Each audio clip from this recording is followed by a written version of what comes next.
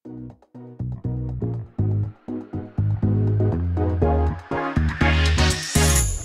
guys, nasa Wilcon Depot kami ngayon kasi we are on our way to the bee house. It's one of the most crucial days in our construction, no?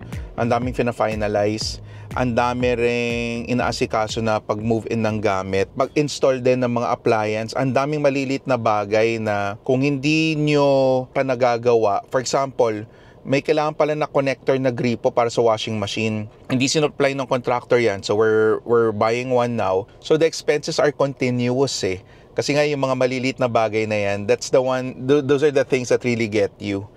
So right now, we are getting a couple of track bars for our lights kasi nagkamali yung bigay sa amin ng supplier. We are also trying to get batteries already kasi kailangan namin para sa mga smoke alarm. And finally, yun nga, yung aming snap-on or screw-on na gripo para sa washing machine. So that's it guys. See you later for updates sa bee house.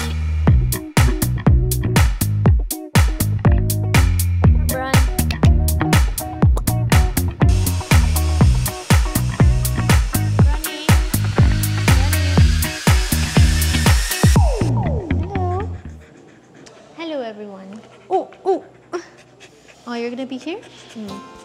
I know. Oh, wait. Hold on. You have to vlog. Yeah, I know. What do you want? Can you please be quiet? You have to tell them what's happening in the house. You have to tell them what's happening. You have to tell them what's happening in the house. Okay. Are you okay? Are you okay? You have to be okay. Oh, no, don't jump in. Don't jump in. Bye! So, nakabili na kami ng mga additional na gamit sa Wilcon, and we actually bought track bars and we bought yung gripo para sa washing machine because they are installing it today.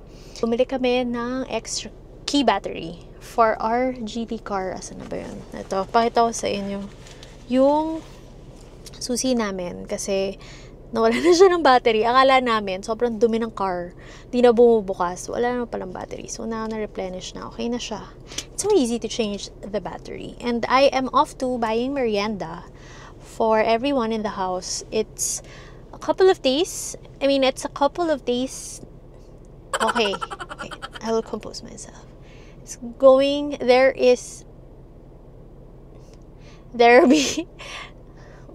Wala na, give up na po ako.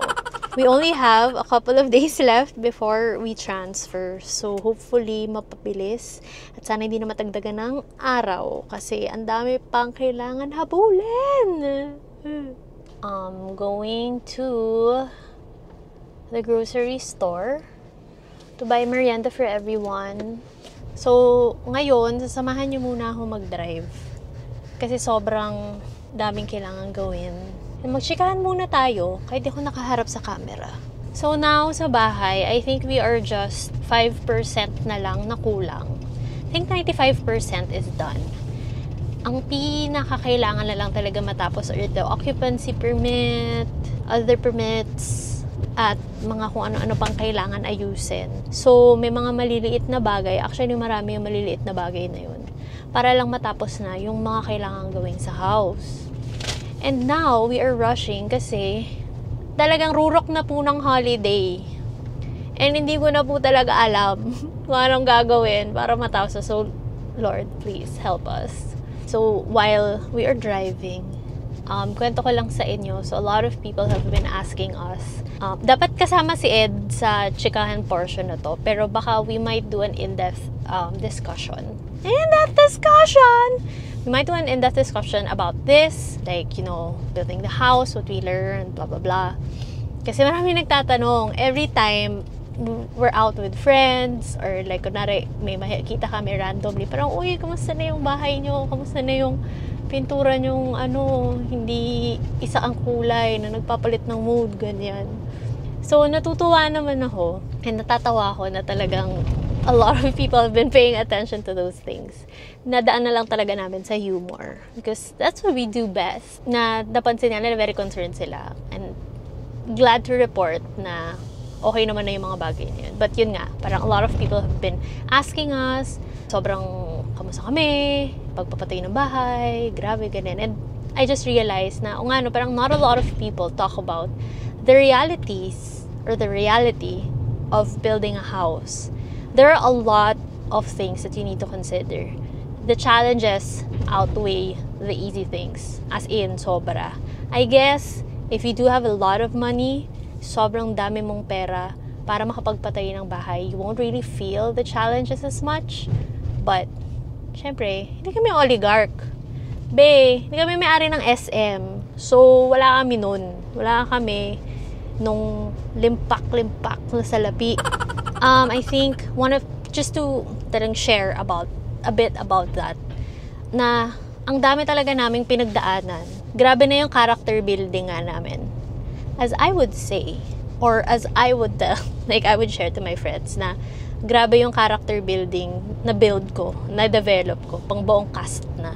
Kasi grabe talaga yung pinagdaanan namin sa house. But, I mean, seeing the house now, even if it's not yet done, hindi pa kami nakatira, parang worth it naman yung pag-build ko ng cast of characters. And yung challenge, like, in the relationship, at least like for us, in our marriage, hindi naman siya sobrang na-test. Medyo lang. Buhay pa naman yung asawa ko, diba? So, at least it's a testament na hindi nyo kailangan magpatayan. Kasi, tignan nyo, buhay pa naman si Ed.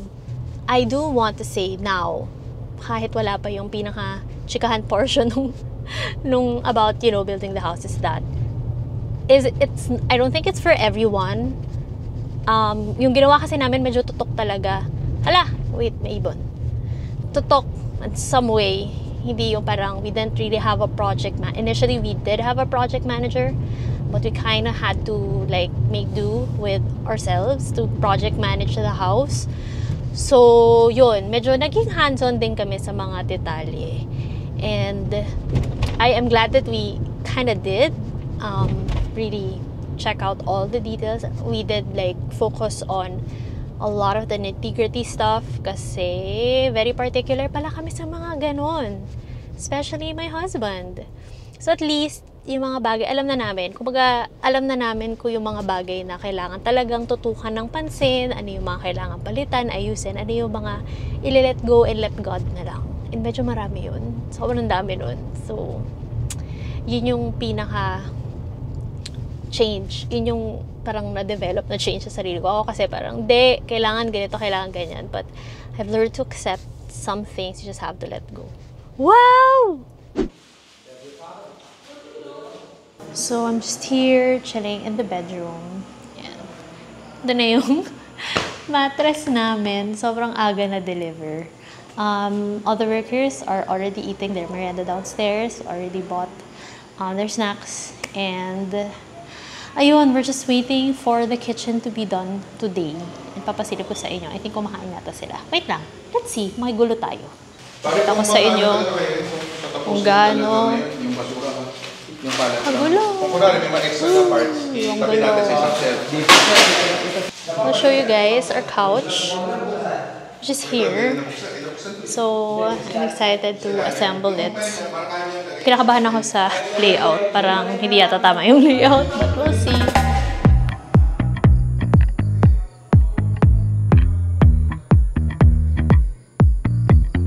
Sobrang ganda. Excited ako tumira dito.